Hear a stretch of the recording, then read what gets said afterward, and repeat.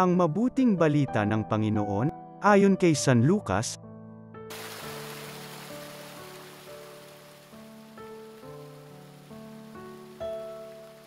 Noong panahong iyon, pumasok si Jesus sa templo at kanyang ipinagtabuyan ang mga nagtitinda. Sinabi niya sa mga ito, "Nasusulat, ang aking bahay ay tatawaging bahay dalanginan.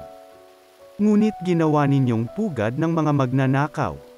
Araw-araw, si Jesus ay nagtuturo sa loob ng templo. Pinagsikapan ng mga punong saserdote, ng mga eskriba, at ng mga pangunahin ng bayan nang siya'y ipapatay.